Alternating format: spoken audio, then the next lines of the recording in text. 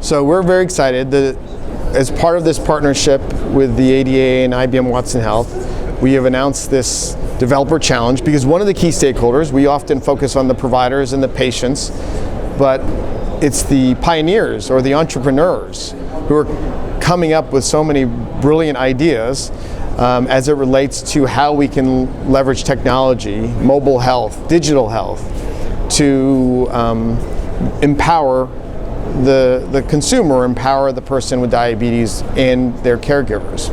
So this challenge is got a link on it, but it will look to help promote that innovation that we know exists. And once again, bringing the science and expertise of the ADA, bringing the cognitive capabilities of Watson together to help support those developers in their journey to transform care and prevention of diabetes. We've got extraordinary depth and history as it relates to transformations in healthcare historically in our 105-year-old history. There's actually a video that shows how IBM built the first electronic medical record in 1961. So one of the things you have to realize is IBM has been around 105 years and since 1911. And as a result, we've been a part of major transformations in computing, from the computers that counted to the computers that are programmed now that we often use to these are the cognitive era, which we say systems that understand, reason, and learn. As part of our efforts, we have a partnership with Medtronic, which we announced when Watson Health first started last year at HIMSS.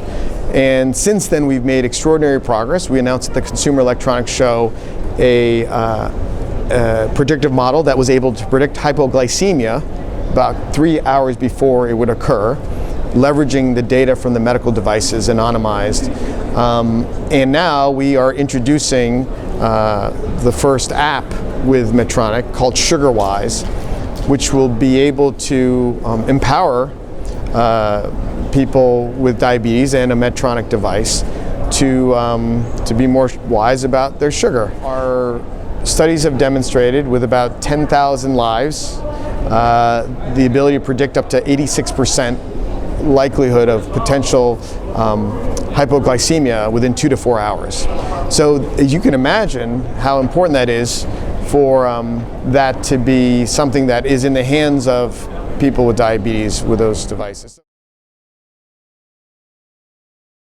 Another partnership we're also announcing is there's an Israeli startup called HelpAround. They have an app that really is about social connectedness and the importance of peer support for a condition like diabetes. And I saw this firsthand as an internist where we would have group visits where our diabetes educator would bring in 15 to 20 people.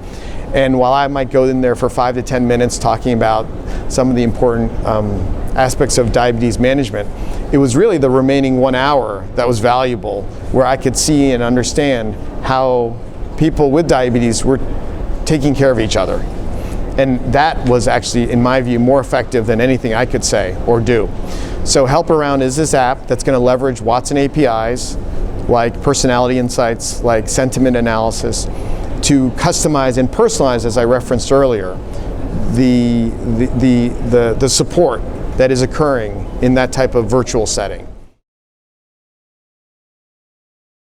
IBM has had decades of history of looking at research. We've made a significant investment.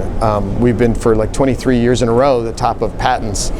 And so as part of that research, we are interested in the predictive capabilities and modeling of Watson. And so we have this effort with Maccabi Healthcare, which is the second largest HMO in Israel.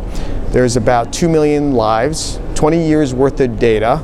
It's about 25% of the Israeli population. And as part of our effort, we are going to look specifically at diabetic retinopathy, which of course is a horrible consequence of diabetes, and see if we can, through the data, identify risk factors and potential early predictors that are beyond what's in the medical literature to see if we can potentially better predict diabetic retinopathy, those at risk, and as a result, have that model to help intervene to prevent the consequences of diabetic retinopathy and of course, blindness.